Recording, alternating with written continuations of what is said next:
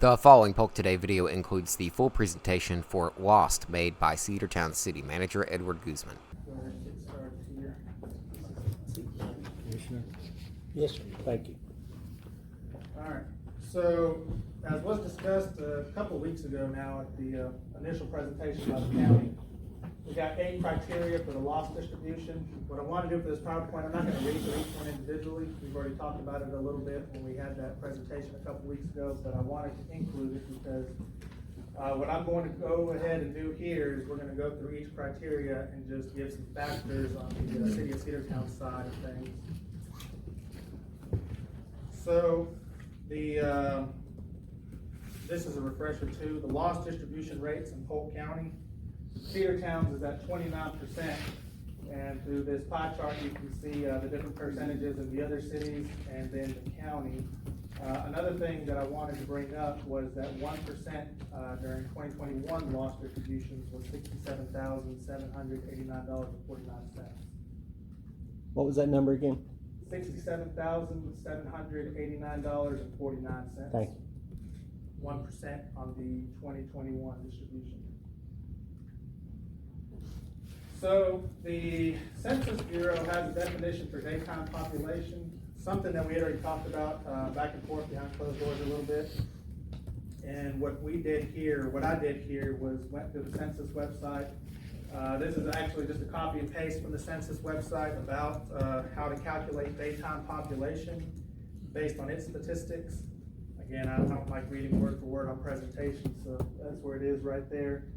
This next slide that I'm going to show you is actually our calculation for Cedartown, and this is based on the first criteria, which talks about central business district, daytime population and all that.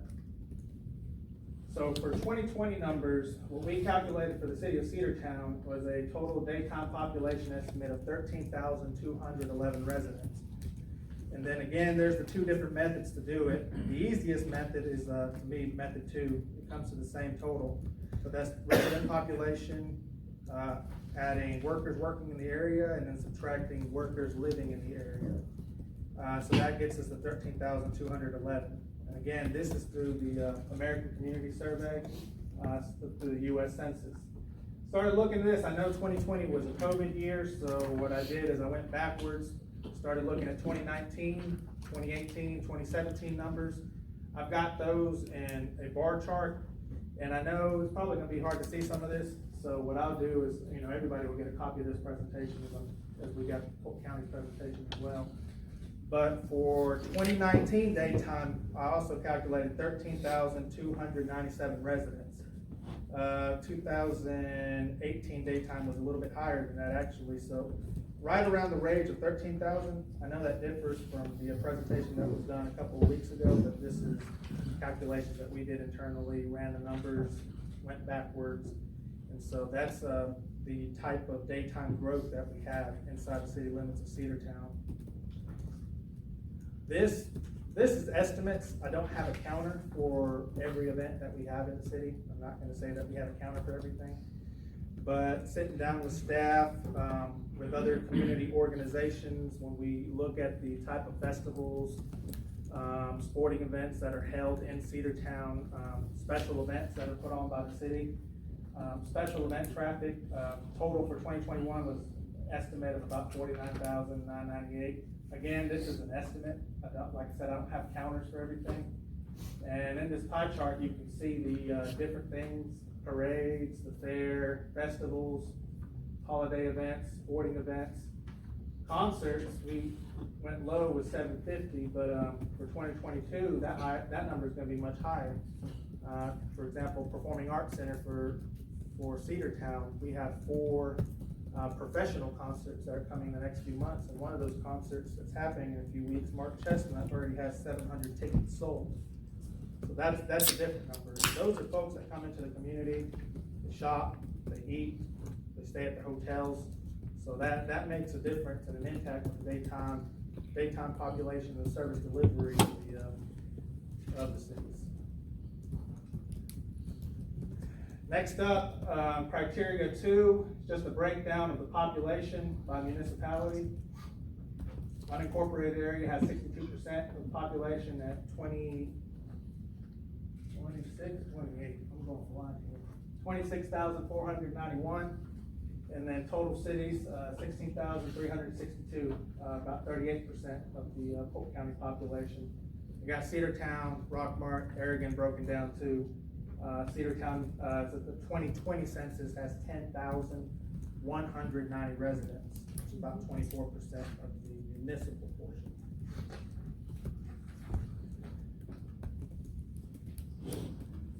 This is involved with criteria 3. This is general fund indicators. I know at the presentation a couple of weeks ago, there was a discussion on the 2020 numbers, but the reason I did this, pulled up City of Cedartown revenue and expenditures and Polk County revenue and expenditures and went further backwards is because, and I think it's important to note, Cedartown is a calendar year budget, January 1 to December 31st. And so when I had seen that the expenditures were listed at 7.1 million, I immediately thought, okay, that's not what I'm used to in previous years, even though I wasn't city manager back then. We always looked at budgets. Went backwards to previous years, and the expenditures are higher. 2016, 7.4, 2017, 7.4, 2018, 7.8, 2019, 8.2, and then there's a big drop in 2020. From Cedartown's perspective, because we're a calendar year budget, January 1 to December 31st, 2020 is that year where COVID became a big issue, a big thorn in everybody's side. Starting in March, there was a directive within the city, and it happened everywhere, about drastically cutting down on expenditures, on what you're doing. We completely shuttered all arts and tourism, downtown development initiatives, shuttered recreation initiatives. We even shut down our parks for a while, wouldn't even let anybody come in there for a good bit until we got a handle on what was going on with the virus. So I think that makes a difference. And it's clear that Cedartown's expenditures were increasing each year, and then we hit 2020. I was looking at 2022's budget just to get a comparison too, and I know these aren't actual expenditures just yet because it's an adopted budget. But 2022 for Cedartown, we got total revenues anticipated of 9.6 million and total expenditures of 9.6 million. That's a very big difference, and I know, one question might be, well, is that ARPA money? ARPA money is a separate fund, separate budget. This is general fund revenues that's anticipated for 2022, revenues and expenditures. So it's a big difference. I think 2022 was drastic. The adopted budget for 2022 was 8.2 million in expenditures. I think that's just something to take into consideration and look at as we go further into the negotiations and look at these numbers. I think we need to look wider, cast a wider net than just 1 year of those indicators.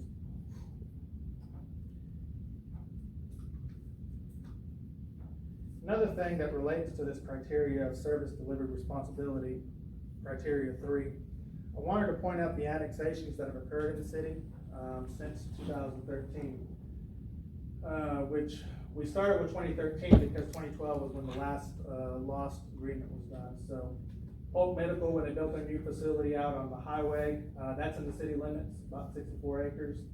20 acres on Blanche Road, that's the Vinings, a townhome development of a little over 60 units. The big one, the one that's real high up at 240 acres, that's the next phase of the North Business Park, where we expect to put more industries here in Cedartown, and where we're collaborating with the Development Authority, Cedartown Development Authority and Polk County Development Authority, to try to make sure that this next phase of the business park is filled. These industries, these are what, we all know this, they provide jobs to the community for regardless of who lives where. This is and it's an initiative that the city took back that year because we ran out of land. And so we used City of Cedartown dollars to purchase that property. I have also used City of Cedartown dollars to do the first phase of that project, which was to expand sewer services to the site and also build 2 road stub outs. We still got a long way to go. That property is now GRAD certified, which is Georgia Ready for Accelerated Development, which means we get pretty high up there on the list of prospects, but we still have a lot of expenditures to take as far as our infrastructure is concerned, the roads, the sewer lines, will we do a spec building there, or will we wait for the first industry? Those are a lot of big questions that we've got to figure out, and those are going to be expenditures. Some of that's going to be expenditures to the city. Going past that year, that big year, Evergreen Lane, that's the Catholic Church. Then you got some smaller annexations that took place. But on the development side, some other things that I want to talk about is there have been several rezoning developments in the past couple of years that have really started to increase. 28 building duplex was just approved a couple months ago, so that's going to be an increase on residential population and service delivery for Cedartown. And then since 2021, there have been 16 single-family homes built in a single subdivision on the south side of town. And now this hasn't been voted on yet, hasn't been approved or denied, so I won't give one opinion or the other of what happened there, but a developer has proposed 40 more units for another townhome development on Blanche Road. That'll come before the city commission pretty soon. So the calls are growing. The key word I like to use a lot is growth. And anybody that will listen to me has been hearing that word, and I'll talk about that some more in a little bit. The next criteria is about effective change, sales tax distribution on the ability of each political subdivision to meet its short-term and long-term debt. So I think it's important to note all of the debt that the city of Cedartown has. I know there's some water and sewer enterprise debt in there, but I believe the cities feel strongly that that type of debt still provides support to all residents of the county. That's our industries that help provide more commercial services to the area. The Development Authority jokes that if you can't flush it, they're not going to come, and that's true. That's sewer. So those are all listed. I won't go individually into each one of those. The total debt is 9.9 million, and it's a wide range. Infrastructure, which is what I just talked about.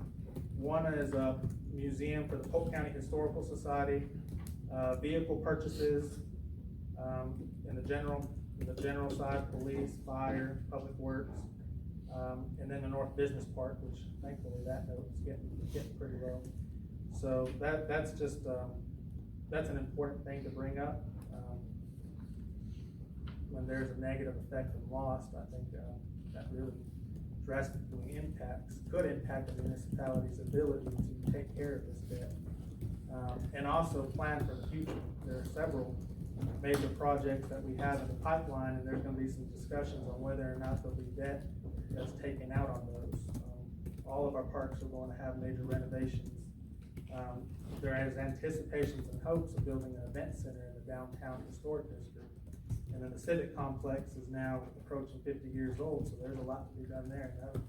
That'll be general fund initiatives. I know this one's the most contentious for everybody. Point of sale and use, which generates a tax to be apportioned. The bottom section, 2017 retail sales, that is a copy of the consultant's data that he pulled out. It's the same source, something I had already pulled up several weeks before the presentation. What I did for this chart, though, is because this is reflecting 2017 retail sales, I also pulled up the 2017 commercial assessed valuation to show where the values were at and where the sales are at in Polk County. And I split this one showing unincorporated, which is about 11%, and Cedartown 53, Rockmart 36. But something that I will note for the sister city, Rockmart, their commercial digest has grown greatly, and that's just plain as day. So it's very hard, and I believe Stacy mentioned this before, using this 2017 data when there has been a lot of change from 2017 to 2022. There's something that we still got to have a discussion on how to utilize this data. Also, because when I dug into the presentation, there were certain sections for Cedartown that had a D on it. Well, a D means on that chart that it's confidential. It's not to be released. And I noticed that one specifically was wholesale. Well, we have Imperial Trading Company in Cedartown, which is a wholesale group for convenience stores. And I'll just skip through a little bit. They have 86 employees based on a business license record. So a wholesaler with 86 employees probably does a good bit of business to distribute to the convenience stores. So if we don't have that data, we were listed as 0% on that point of sale worksheet that was done a couple weeks ago. That's going to skew the numbers, I think. Now that D might be there because Imperial Trading is the only wholesaler in Cedartown. And the point of that, putting that D on the sheet, was to not reveal, I guess, trade secrets of the company. But it's important to know how big that company is. And even now, if you drive on West Avenue and pass it, I mean, their expansion, they're a pretty big building. A couple buildings that actually expanded. So I'll go backwards, go back to. So in connection with point of sale, I looked at the assessed values, Cedartown differences that were made between 2010, 2015, 2020. And again, as I mentioned, that's, I mean, I'll be happy, I'll put this out, I'll send this to Matt so that everybody can have a copy. Because everybody needs to look at each other's numbers and see where we're gonna go from here. But the growth in Cedartown has been clear on the commercial side and the industrial side. Might not have been as big of an impact on the commercial side until recently, and these numbers are going to be hard to see, but I've got them all listed out, pretty much residential, the heavy hitters, residential, commercial, industrial. I decided to look at 2022 as well because those assessed numbers just came out about a week ago, a little over a week ago, and compare it to 2017. With point of sale data, that's going to be important for the cities to state that we take in an astronomical amount of retail sale data in Polk County. One factor I noticed for Cedartown, in 2021, our assessed commercial value was $76.9 million, roundabout. From 2021 to 2022, our commercial value rose from $76.9 million to $86.8 million in 1 year.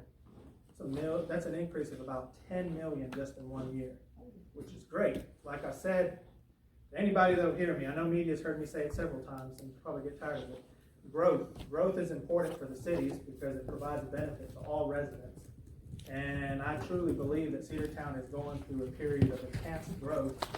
And I see it when I drive through different areas of town. And there are several other commercial projects that I can't say just yet, but I'll be happy when they come out. But this has been recent. If you look at these assessed numbers, when you get this copy of the presentation, the commercial for Cedartown ranges at about the 7 million range, kind of adds $1 million, adds 2 million around there. But then from 21 to 22 is that big jump. So I want to bring that up. I think it's important to bring up. I know we've been looking at 2020 numbers and 2021, but as we go into these negotiations, 2022 is important. And then this slide, our Cedartown's top employers that we've got listed here. I did a top 10 list. Might be a little bit different from the Development Authority's website. I think it is actually, but what we did internally is that we pulled up our business license records. And for business licenses, employers have to state how many full-time employees they have. That's how they get charged.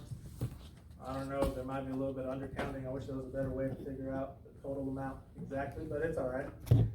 These are actually very close to what's on the Development Authority website. And I went ahead and added retail in here because in Cedartown, Walmart, Home Depot, and Kroger are essentially the three heavy hitters for the retail sales. And we got our fast food, our sit-down restaurants, all sorts of other retailers, our mom and pop shops. They all contribute to the sales tax pot. But I wanted to point out those three that are here in Cedartown. Another function of the criteria is the existence of intergovernmental agreements among and between political subdivisions. Went ahead and pulled up our intergovernmental agreements that we got. I wanted to list them all just so that we are all on the same page with it. Forgive me if I forgot one. I hope I did. Mutual aid, firing range. I'm not going to go into these individually.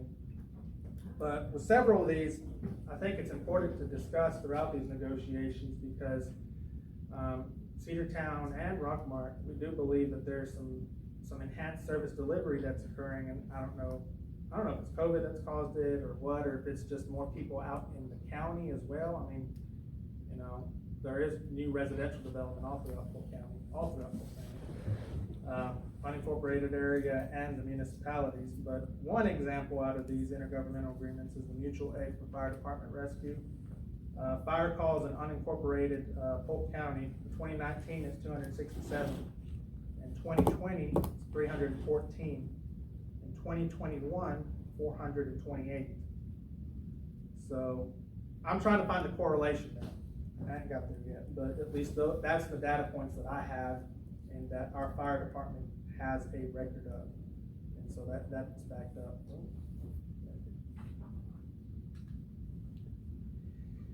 This section, mainly for review, this is going into the last criteria, service providers for all the different groups. Again, I'm not going to go through these individually. We're all pretty aware, I believe, the elected officials and the appointed officials of who provides what in Polk County and in the city, but it's good to have a helpful chart to show what city provides within their city limits, what the county provides outside the city limits, and then showing what's provided countywide by one entity. It's all there, and again, I'll send it over to you, and I'm perfectly fine with explaining each of these, but it's all listed in there. But these service delivery agreements, the SDS is an important factor of loss, and when the law was written for loss, I believe SDS was already around, so they're kind of right there commingling with each other. But I think that whenever loss comes up, service delivery strategy needs to be talked about at least a little bit to show what's happened since the last one was adopted, which was 2017. There are things that have changed since 2017. That continues to go through the list. I like one example, Silver Common Trail. Polk County is highlighted in gray because the unincorporated Polk County is responsible for their portion of the Silver Common Trail. Cedartown's responsible for its portion, Rockmart for its portion. I wasn't 100% sure about Aragon, so that one's great. But Cedartown, we use general fund revenues out of parks to cover the clearing, cleaning, any repairs and rehabs that we have to do with the trail, and that's actually coming up. We've got a project coming up soon where we're going to rehab a couple bridges and some of the concrete throughout the city limit portion of the Silver Common Trail. That's an important thing for all of us. That's the end. A couple other things I want to bring up before I sit down. With service delivery, cities do have a water sewer enterprise fund, but that water sewer enterprise fund helps, we do interfund transfers. I know Cedartown does one and Rockmart does one as well. Cedartown's is about the tune of $1.1 million. We average $1 million on the transfer from the water sewer fund to the general fund.